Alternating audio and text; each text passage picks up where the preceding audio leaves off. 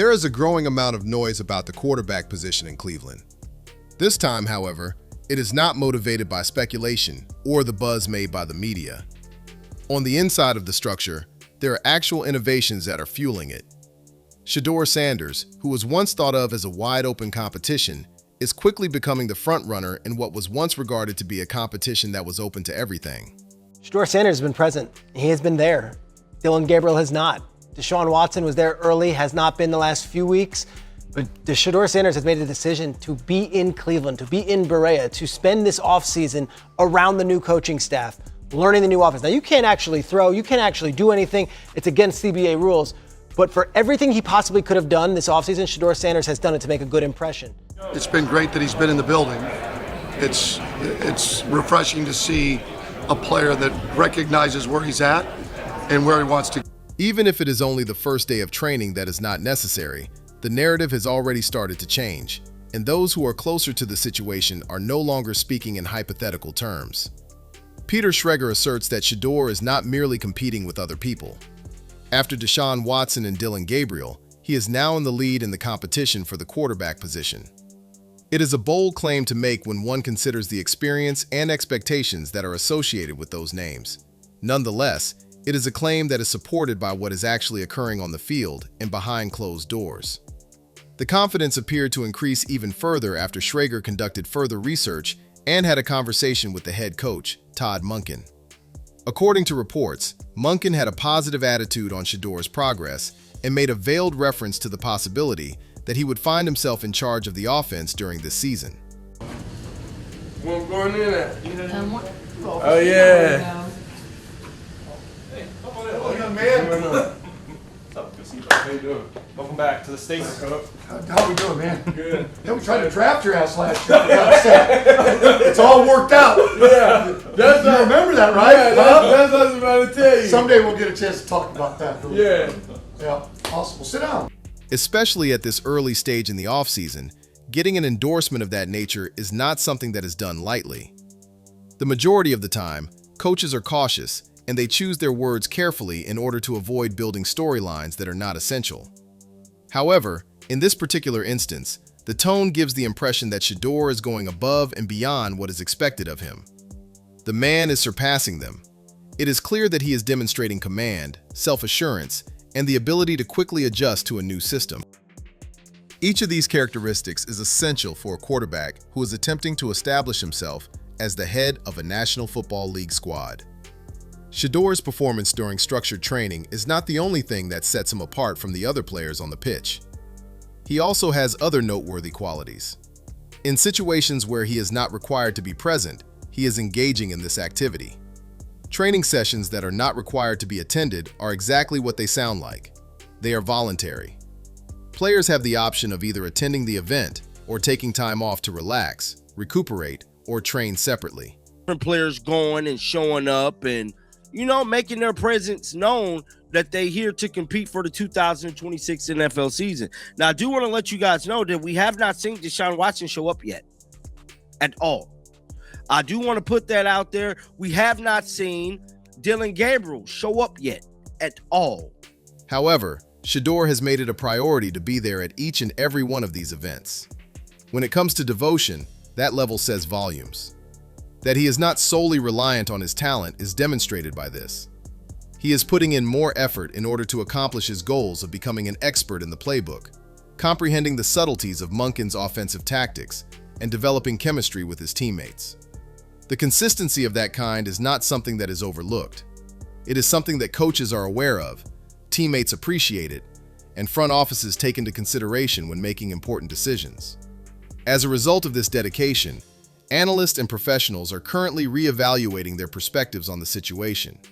Initial concerns regarding Shedeur's ability to make a seamless transition into this post are starting to dissipate into the background. Instead, the topic of discussion has shifted to focus on how rapidly he is adjusting to new circumstances and how smoothly he is assuming a position of authority. It is not enough for him to simply study the system. He is also taking ownership of it.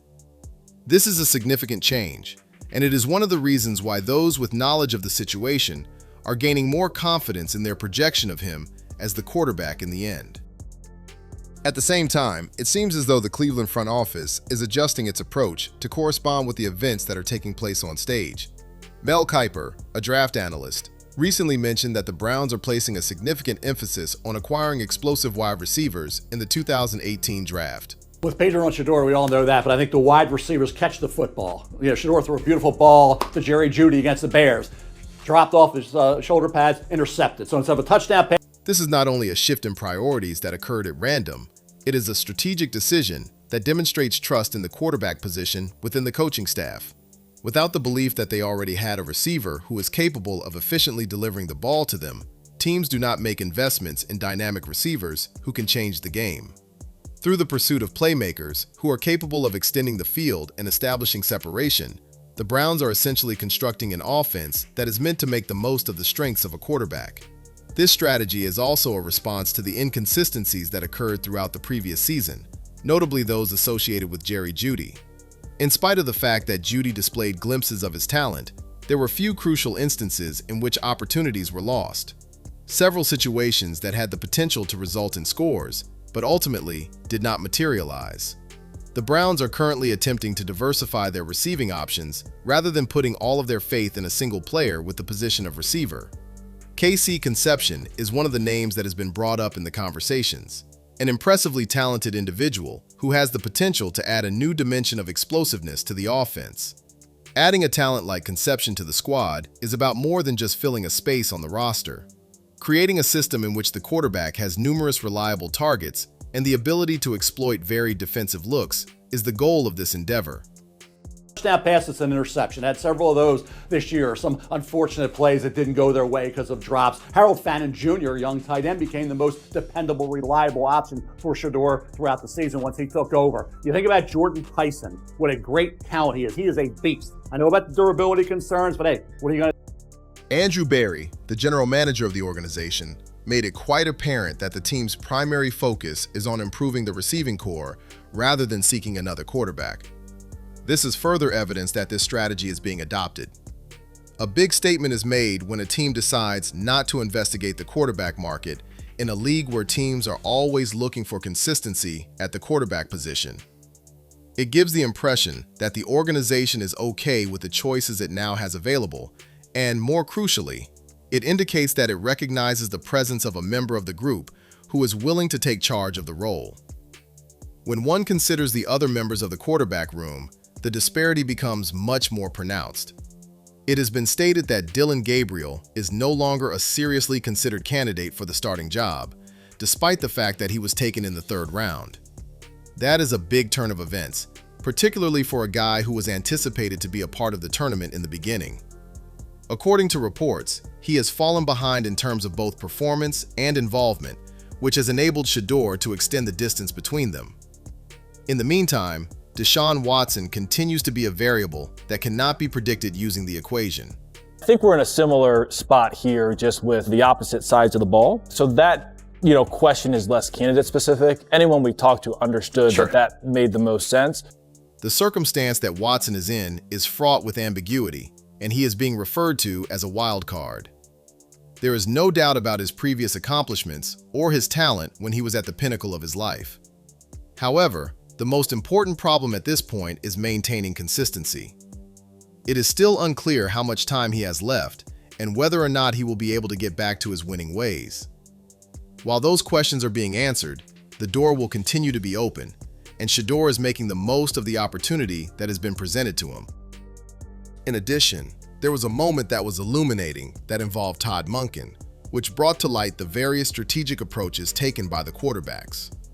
During a press conference, Monken brought up the fact that Dillon Gabriel had not been in contact with him since he took over as head coach, which raised questions over communication and commitment. Contrarily, Monken praised Shedeur, highlighting the fact that he was always present and actively involved in the conversation. He made the observation that Shedeur has been present in the building whenever it was feasible, actively working to improve himself and completely immersing himself in the operational system of the team. The very kind of dependability that coaches look for in a leader is exactly what they provide. There is more to it than just talent. Accountability, consistency, and the willingness to put in the maximum amount of effort each and every day are all essential components. There is a growing perception that this competition could not be open for very much longer, and all of these elements are adding to that perception. What began as a conflict between three parties is now beginning to take the form of a definite separation, with Shador Sanders firmly commanding the upper hand. The rise of his career is not the consequence of a single exceptional performance or a fleeting flash of brilliance. It is the result of consistent effort, self-control, and possessing a mentality that is centered on the pursuit of ongoing development.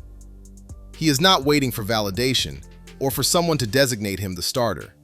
He is already in the situation. Through his activities, he is gaining the recognition that he deserves. This is the reason why specialists and analysts are putting up a greater fight against those who are skeptical.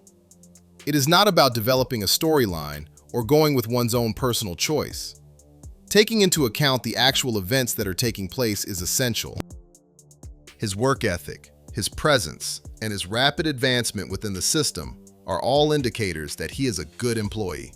As he continues to show up, put in the effort, and improve his game, the argument in his favor becomes stronger with each passing day. In the event that this trajectory continues, it is only a matter of time before the narrative undergoes a full transformation. There is a possibility that the concept of a quarterback fight in Cleveland will soon become obsolete, as the reality of a clear leader rising from the pack will most likely replace it. Furthermore, according to all that we are witnessing at this current moment, that leader is Shador Sanders. He is the most likely candidate to assume charge of the offense as a result of his dedication, which, when paired with the support he is receiving from coaches, analysts, and the front office members, positions him as the most likely candidate. In the end, the National Football League is a league that is driven by results.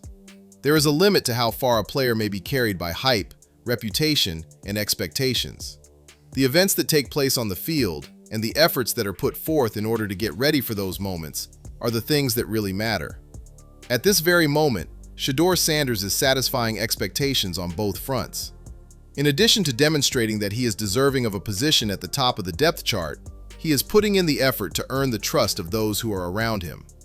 Furthermore, if he continues down this route, it won't be too much longer before that position is formally acknowledged as being his.